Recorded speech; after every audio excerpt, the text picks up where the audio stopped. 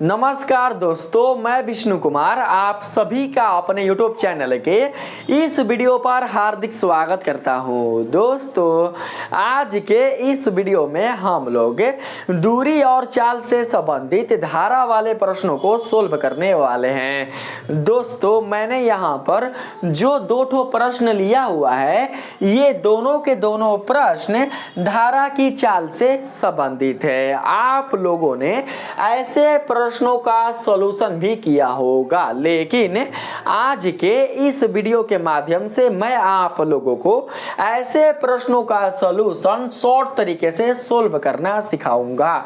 दोस्तों, मैं इस वीडियो के माध्यम से जो ट्रिक आप लोगों को देने वाला हूं, वह ट्रिक केवल और केवल ऐसे ही प्रश्नों के लिए लागू होगा। अगर आप ऐसे प्रश्नों को छोड़कर किसी और प्रश्न पर उस ट्रिक को अप्लाई करते हैं तो दोस्तों, उस ट्रिक की सहायता से निकलने वाला जो आंसर होगा दूसरे प्रश्न के लिए, वो बिल्कुल भी मान्य नहीं होगा। मैं जिस क्वेश्चन के लिए जो ट्रिक देता हूं, आप लोग उस क्वेश्चन के लिए उसी ट्रिक को याद करके रखिएगा, ठीक है। तो दोस्तों, यहां पर देख सकते हैं क्वेश्चन में कहा जा रहा है, आप लोग ध्यान से समझने का प्रयास कीजिएगा, ठीक है। देखिए, कहा जा रहा है एक नाव को जिसकी शांत जल में चाल कहने का मतलब जिस जल में धारा शांत हो, जिस जल में धारा का प्रवाह नहीं हो, उसी को कहा जाता है शांत जल, ठीक। शांत जल में चाल 15 किलोमीटर पर घंटा है। धारा की दिशा में 30 किलोमीटर जाने और फिर वापस लौटने में कुल 4 घंटे 30 मिनट लगता है। बाबू, यहाँ पर समय छूट गया है, ठीक है। कुल समय यहाँ पर डाल देते हैं ना, कुल समय 4 घंटे 30 मिनट लगता है। धारा की चाल ज्ञात कीजिए। दोस्तों, इस क्वेश्चन में नाव की चाल दिया हुआ है और साथ ही दो तटों के बीच की दूरी दिया हुआ है 30 किलोमीटर, और आने में और जाने में कुल कितना समय लग रहा है, वो टोटल समय यहाँ पर दिया हुआ है। आपको बताना है कि धारा की चाल कितनी है, मतलब धारा की दिशा में नाव को जाने में और धारा के विपरीत दिशा में नाव को आने में कुल कितना समय लगा हुआ है, वो यहाँ पर दिया हुआ है। और आपको दूरी, समय और नाव के चाल की सहायता से धारा की चाल को बतानी है। तो दोस्तों, इसके लिए ना ही आप लोगों को x मानना है, ना ही दोस्तों आप लोगों को कुछ लिखना है, और ना ही इसका सॉल्यूशन लॉन्ग तरीके से करना है। दोस्तों, हम लोग इसका सॉल्यूशन शॉर्ट तरीके से करेंगे, ठीक है। तो जो जो यहाँ पर दिया हुआ है, सबसे पहले हम यहाँ पर उतार लेते हैं। देखिए, यहाँ पर दोस्तों एस बराबर दिया हुआ है 15 किलोमीटर। किलोमीटर लिखना कोई जरूरी नहीं है, ठीक है। हमने एस बराबर लिख लिया 15 किलोमीटर, ठीक है। उसके बाद 30 किलोमीटर यहाँ पर क्या दिया हुआ है, तो 30 किलोमीटर डिस्टेंस दिया हुआ है, दूरी। तो यहाँ पर डिस्टेंस हो जाएगा 30 किलोमीटर, ठीक है। टोटल समय हम लोग यहाँ पर कैपिटल टी लेंगे ना बाबू, कैपिटल टी, ठीक है, स्मॉल टी ना। कैपिटल टी से पता चलेगा कि हमें टोटल समय यहाँ पर लिखना है, कुल कितना समय लग रहा है धारा के अनुकूल और धारा के प्रतिकूल 30 किलोमीटर की दूरी तय करने में, ठीक है। तो दोस्तों, कुल समय लग रहा है 4 घंटे 30 मिनट। तो हम लोग इसको ऐसे लिख सकते हैं, बताइए तो, 4/1/2। 30 मिनट को अगर हम घंटा में चेंज करेंगे तो नहीं आ जाएगा 1/2। बताइए, 4 दूनी के 8 और 8 है कि 9/2 यहाँ पर आ जाएगा। तो आप यहाँ पर 9/2 लिख लीजिएगा, ठीक है। अब देखिए, जो ट्रिक है वो मैं आप लोगों को बता रहा हूँ। यही ट्रिक दोस्तों अप्लाई होगा पूरे यूट्यूब पर। कोई भी आपको ऐसा ट्रिक देने वाला नहीं है जिसकी सहायता से आप लोग 1 मिनट से कम समय में भी ऐसे प्रश्नों का सॉल्यूशन कर सकें। दोस्तों, जो ट्रिक है वो है भैया क्या, तो वो है 2D गुना S upon T, capital T बराबर S square minus X square. इस ट्रिक को आप लोग अपने कॉपी में उतार लीजिएगा, ठीक है। इस ट्रिक को आप लोग अपने कॉपी में उतार लीजिएगा। यहाँ पर दोस्तों जो X है ना, यहाँ पर लिख दे रहे हैं, जहां एक्स धारा की चाल है।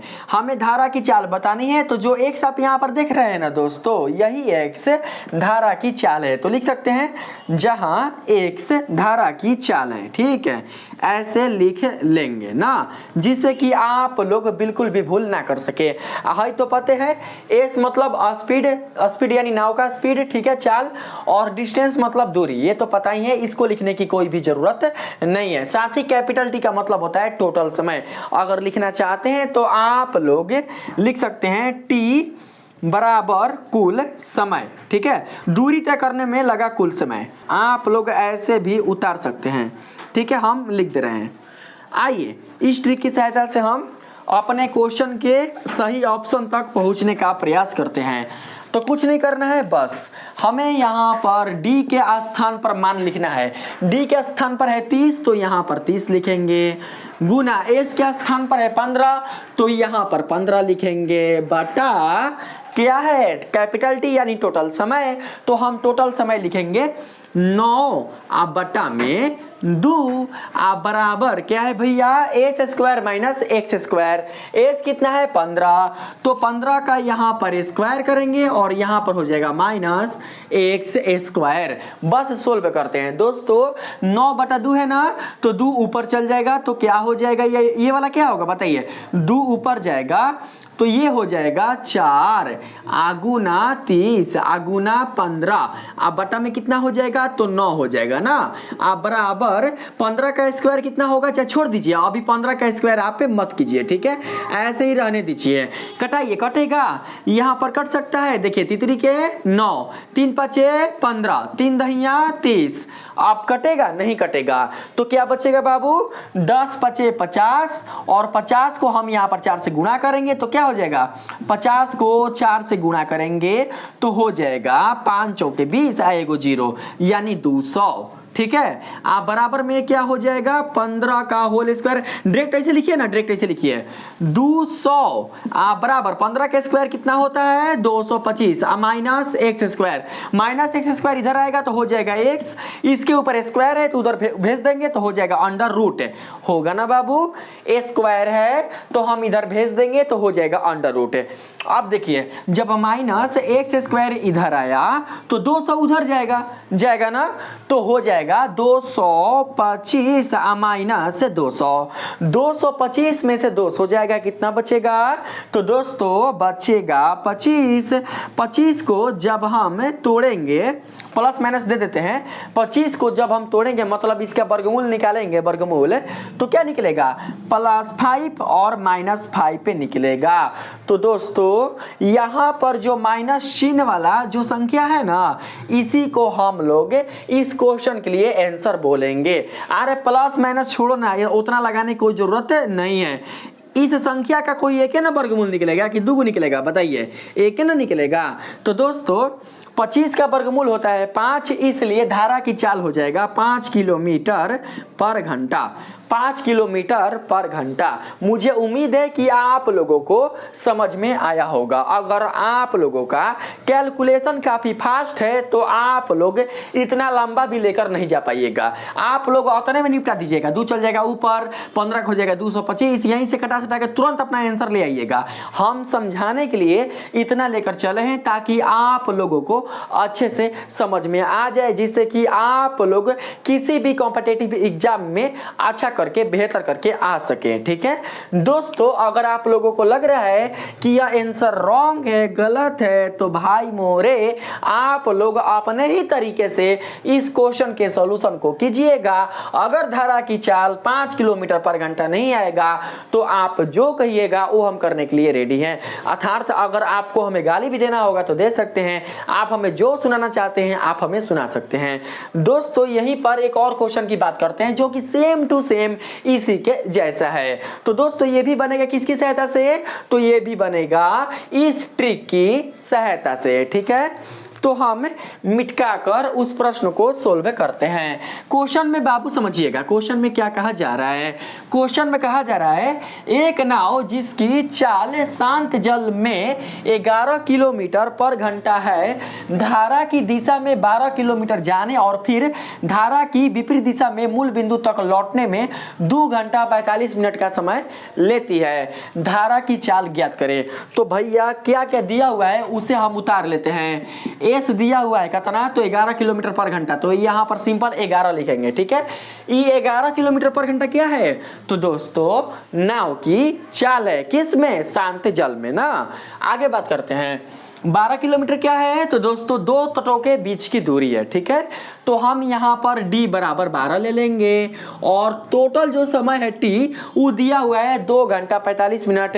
45 मिनट को चेंज कर देंगे घंटा में, तो क्या हो जाएगा 45 बटा में 60, 5 45, 15 तिया 45, 15 चौके 60, 3 पूर्णांक 4, इसको ऐसे लिख देंगे 2 पूर्णांक 3 पूर्णांक 4 नहीं 3 बटा 4, और यहाँ पर लिख देंगे 2 पूर्णांक 3 बटा में 4, करिए तो 4 दूनी के 8 है, और 8 3 कितना होगा 11 बटा 4, 4 दूनी के 8, 8 दो 10, 11 बटा में 4, यही होगा ना। तो हम यहाँ पर 11 बटा 4 लिख लेंगे। अब चलते हैं अपने ट्रिक पर। ट्रिक में हमें क्या करना है भैया 2d, d का मान 12, यहाँ पर 12 लिख लेते हैं। फिर देखिए s कितना है 11, तो यहाँ पर 11 लिख लेते हैं। नीचे क्या डालेंगे 11 बटा 4, तो इसको नहीं लिखेंगे, ऊपर कर देते हैं 4, ऊपर 4 कर देते हैं और नीचे 11 कर देते हैं। बात आ रहा है समझ में ना। नीचे 11 बटा बाबू 4 होता ना, नीचे 11 बटा 4 होता ना, तो नीचे वाले संख्या को हमने ऊपर भेज दिया, तो यहाँ पर क्या बचेगा ओनली 4, 11 ही बचेगा, ठीक है। अब क्या करेंगे भैया बराबर में लिख देंगे एस स्क्वायर है ना, तो एस कितना है 11, 11 का स्क्वायर कीजिए 121 आएगा, डायरेक्ट कीजिए 121, उतना नहीं बैठाना है, हाई से 11 स्क्वायर माइनस एस स्क्वायर बबुआ जिसन वो तो बता दिए एगो क्वेश्चन में कि कैसे बनाएंगे। अब आपके हाथ में है अपने कैलकुलेशन का स्पीड कि किस स्पीड से आप इसको सोल्व कर सकते हैं, ठीक है। जिस बच्चे का कैलकुलेशन का स्पीड जितना ही तेज होगा वो उतना ही जल्दी अपने क्वेश्चन के आंसर को प्राप्त कर लेगा, ठीक है। तो चलते हैं, तो दोस्तों यहाँ पर हो गया 121 माइनस एक्स स्क्वायर, ठीक है, यही है धारा की चाल। अब देखिए हाई 11 खत्म, ठीक है। बात करते हैं दोस्तों यहाँ पर गुणा करते हैं, यहाँ पर 12 को 2 से गुणा करेंगे तो हो जाएगा 24, 24 यहाँ पर 4 है ना, तो 24 को 4 से गुणा करेंगे, 4 चौके 16, 6 से लगाएगा 4 दूनी 8 9, 96 हो जाएगा, 96 माइनस एक्स स्क्वायर इधर आएगा तो हो जाएगा प्लस एक्स स्क्वायर बराबर 121, ठीक है। इधर 96 है बाबू 96, उधर जाएगा तो घटेगा माइनस, ठीक है, माइनस 96, तो अंडर रूट x बराबर अंडर रूट 121 में से 96 को घटाएंगे कितना बचेगा, डायरेक्ट यहाँ पर घटा दीजिए भैया, 11 में से 6 गया तो 5, 11 में से 9 गया तो कितना हो जाएगा भैया 3, ठीक है। 11 में से 9 गया तो 3 नहीं बचेगा, 2 बचेगा, तो यहाँ पर आ गया 25, ठीक है। 25 का वर्गमूल 5, यानी इसका भी सही आंसर होगा 5 किलोमीटर पर घंटा।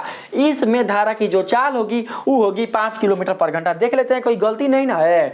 11 में से 6 गया 5, 11 में से 9 गया तो 2, 25 का 5 निकल कर आ गया। धारा की चाल होगा 5 किलोमीटर पर घंटा। अब आप ऐसा कोई भी क्वेश्चन उठा लीजिए, ऐसा ही क्वेश्चन कोई भी उठा लीजिए और मेरे इस ट्रिक को लगा दीजिए। अगर आंसर नहीं आएगा तो दोस्तों आपको जो गाली देना होगा, जो हमें सुनाना होगा, आप हमें सुना सकते हैं, क्योंकि मैंने आपका कीमती समय अपने इस वीडियो पर लिया है, ठीक है। तो आपका हक बनता है कि आप हमें कुछ सुना सके, ठीक है। लेकिन दोस्तों यकीन मानिए मैंने यहाँ पर जो ट्रिक लिया हुआ है यह ट्रिक ऐसे प्रश्नों के लिए हमेशा और हमेशा काम करेगा। इसमें कोई भी दोस्तों त्रुटि निकल कर नहीं आएगी, ठीक है। बस आप लोग ध्यानपूर्वक समझ कर रखिएगा कि हाई हो जाएगा डिस्टेंस, 2 तटों के बीच की दूरी, हाई हो जाएगा नाव की चाल एस, और यहाँ पर जो टी है वो हो जाएगा टोटल समय, यानी कि धारा के अनुकूल और धारा के प्रतिकूल जाने में लगने वाला टोटल समय। तो अगर आप लोगों को मेरा ये वीडियो पसंद आया है, मेरे इस वीडियो के माध्यम से आप लोगों ने ऐसे प्रश्नों का सॉल्यूशन करना शॉर्ट तरीके से सीख चुका है, तो प्लीज आप लोग मेरे इस वीडियो को ज्यादा से ज्यादा लाइक कीजिएगा, सब्सक्राइब कीजिएगा और पसंद आए तो अपने दोस्तों में भी शेयर कीजिएगा। मिलते हैं फिर से एक नए वीडियो के साथ, तब तक के लिए धन्यवाद।